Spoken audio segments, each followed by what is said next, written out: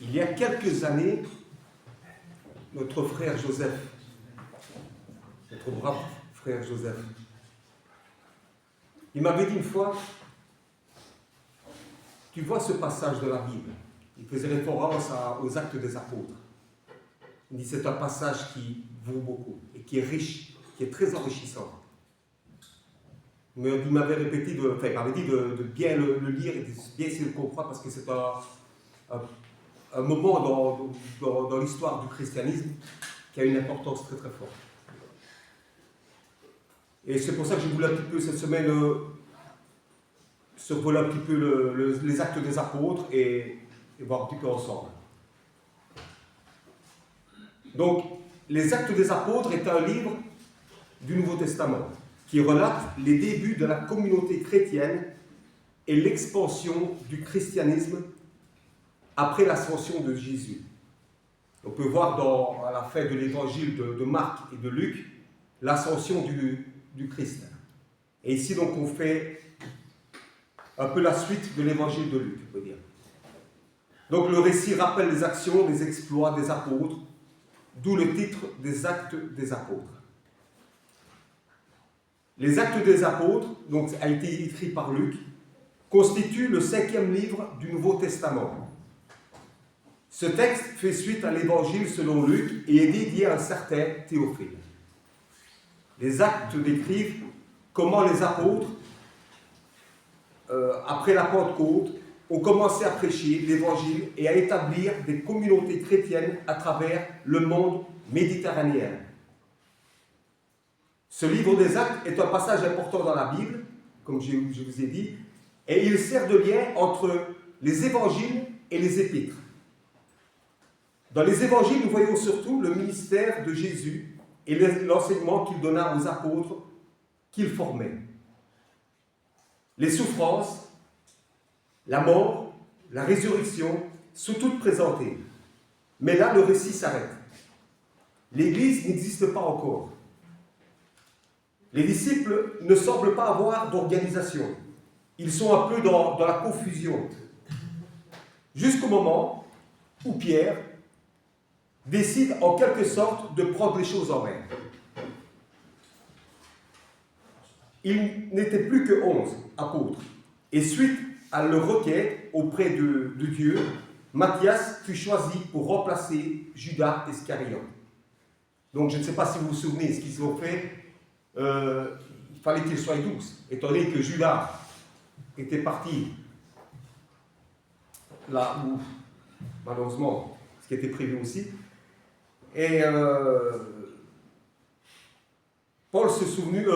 Pierre s'est souvenu qu'il fallait malgré tout être 12. Donc il fallait absolument remplacer Judas. Donc ce qu'ils ont fait, ils ont tiré au sort entre Matthias et, j'ai oublié son nom. Barnabas, pardon, merci. Entre Matthias et Barnabas. Donc ils ont tiré au sort, ils ont demandé à Dieu, et Dieu a fait que ce soit Matthias qui prenne donc la place du 12e homme. Quelques jours se sont écoulés à Jérusalem. Après l'ascension, la ville est bondée de pèlerins qui viennent de toutes les nations pour apporter des offrandes. C'est le jour de la Pentecôte. Ici, je voudrais juste un petit peu, sinon je vous expliquerai plus tard donc, au niveau de la Pentecôte. Les disciples qui sont réunis, donc ils étaient plus ou moins 120 dans cette chambre haute, sont dans la prière constante. Ils savent qu'ils ne sont pas abandonnés et qu'un événement va se produire. Ils le savent très bien. Soudain, la promesse de Jésus, qui est aussi celle du Père, va s'accomplir. Sous forme de langue divisée, comme de feu, le Saint-Esprit descend sur la terre et demeure sur le disciple. Aussitôt, sa puissance se manifeste en eux. Ils deviennent capables de s'exprimer dans les langues qu'ils ne connaissent même pas. Donc on voit bien ici la puissance du Saint-Esprit, comme c'est incroyable. Dieu remédie ainsi en grâce à la malédiction de Babel et confirme à tous que la bénédiction divine va s'étendre à la terre entière. Il fallait que ça tombe le jour de la Pentecôte, où toutes les nations étaient présentes pour les disciples, pour que les disciples puissent s'exprimer dans des langues qu'ils ne connaissent même pas. Donc ici, on se pose un petit peu, c'est moi personnellement, je me dis, mais comment ça se fait que ça s'est passé juste au moment de la Pentecôte, juste au moment où tous les Juifs, donc, qui étaient de toutes les nations, qui venaient, ils sont tous venus à Jérusalem pour fêter la Pentecôte. Et il fallait que justement le Saint-Esprit tombe à ce moment-là et qu'il donne à chacun le pouvoir de langue, de s'exprimer dans des langues d'autres pays. Ici, la Pentecôte, aujourd'hui, nous rappelle l'effusion du Saint-Esprit pour les chrétiens. Mais à l'origine, cette fête représente l'alliance entre Dieu et Moïse. Cette fête juive commémore le don de la Torah à Moïse, et on peut revoir ça dans Exode chapitre 19, verset 19. Donc on ne peut pas s'imaginer, on ne peut pas dire, quand on pense à la Pentecôte, ça fait un petit peu penser à la Pâque. Beaucoup de gens pensent que la Pâque c'est une fête chrétienne, mais non, pas du tout. La Pâque était déjà là avant. Et ici, la Pentecôte existait également déjà avant qu'on vienne qui disent qu'ici c'est une fête chrétienne. Donc la première partie du livre des Actes traite du témoignage des apôtres à Jérusalem. Grâce à l'effusion du Saint-Esprit, le jour de la Pentecôte, les apôtres eurent l'audace de témoigner que Jésus était le Messie promis. Ce jour-là, le Saint-Esprit ajouta 3000 personnes à l'église chrétienne en un jour. 3000 personnes furent baptisées et ils se sont ajoutés donc à l'église. Comme Jésus, les apôtres ont dû faire face à une forte opposition de la part de l'élite juive. Ils ont dû répondre devant le conseil, ont été jetés en prison ou même lapidés. Cependant, Dieu a agi au travers de ces attaques. L'Église n'a fait que croître de manière significative. Cela rappelle la prophétie de Joël, chapitre 2, versets 28-29. Elle marque le début de l'accomplissement de la promesse faite par Dieu, à savoir qu'à la fin des temps, il répandrait son esprit sur tous les hommes. En Actes chapitre 6, Actes chapitre 6, à partir du verset 1 jusqu'au verset 12, la deuxième partie des Actes se concentre sur le témoignage des apôtres en Judée et en Samarie. Des diacres sont nommés pour veiller à la prise en charge des pauvres. Le plus célèbre d'entre eux est Étienne. Étienne est lapidé par les dirigeants juifs. Étienne est le premier martyr. Ils poussèrent alors de grands cris en se bouchant les oreilles, et ils se précipitèrent tous ensemble sur lui quand il dit « Voici, je vois les cieux ouverts et le Fils de l'homme debout à la droite de Dieu. » Après avoir été lapidé et avant de rendre l'esprit, il priait et disait « Seigneur Jésus, reçois mon esprit. » Il s'écria d'une voix forte « Seigneur, ne leur impute pas ce péché. » Et ça nous fait penser un petit peu à Christ sur la croix quand il dit « Père, pardonne-leur car ils ne savent pas ce qu'ils font. » Ici, Étienne, avant de s'endormir, après ses œuvres, c'est au Christ qu'il s'en remet, c'est-à-dire au médiateur qui est auprès du Père. Lors de la lapidation d'Étienne, un jeune fanatique, Saul, a participé également à la lapidation et a vigoureusement persécuté l'Église. Cependant, il a rencontré Jésus et a dû reconnaître qu'il faisait fausse route. Sa vie changea radicalement et il devint apôtre. Les deuxièmes parties des Actes se concentrent sur les voyages missionnaires de ce Saul, également appelé Paul. Pardon. Vers le même temps, le roi Hérode se mit à maltraiter quelques membres de l'Église. Et il fit mourir par l'épée Jacques, qui est le frère de Jean. Et là, c'est le deuxième martyr. Voyant que cela était agréable aux Juifs, il fit encore arrêter Pierre, car il était le prochain, mais ce n'était pas son heure. De nuit, Dieu envoya un ange afin de le libérer, malgré de nombreux gardes autour de lui. Alors que de plus en plus de païens se joignaient à l'Église, la question s'est posée de savoir s'ils devaient aussi observer les lois juives ou non. Des gens venus de Judée, à Antioche, enseignaient les frères en disant « Si vous n'acceptez pas la circoncision, selon la coutume qui vient de Moïse, vous ne pouvez pas être sauvés. » Donc, il venait déjà commencer à mettre un petit peu des embrouilles. Il disait, ben voilà, si vous voulez sauver, il faut être circoncis.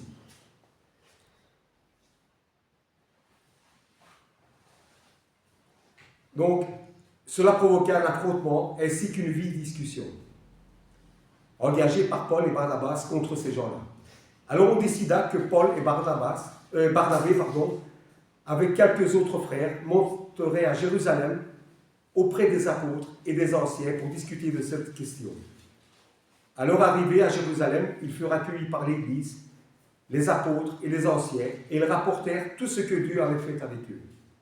C'est ce que nous avons lu tout à l'heure dans la lecture de ce matin. Après la révélation divine de Pierre, les expériences de Paul et Barnabas et le premier concile, il a été conclu que les païens croyants n'avaient pas besoin d'être soumis à des règles détaillées, pour autant qu'ils s'abstiennent des viandes offertes en sacrifice aux idoles, du sang, des viandes non saignées et des unions illégitimes. Vous agirez bien si vous gardez de tout cela bon courage. Nous voici arrivés à la troisième grande section du livre des Actes des Apôtres, à partir d'Actes chapitre 13. L'accent est mis sur le monde entier. Le royaume de Dieu prend désormais une dimension internationale. Paul est envoyé par l'Église à Antioche, d'abord à Chypre et en Galatie. L'actuelle Turquie, comme on peut dire.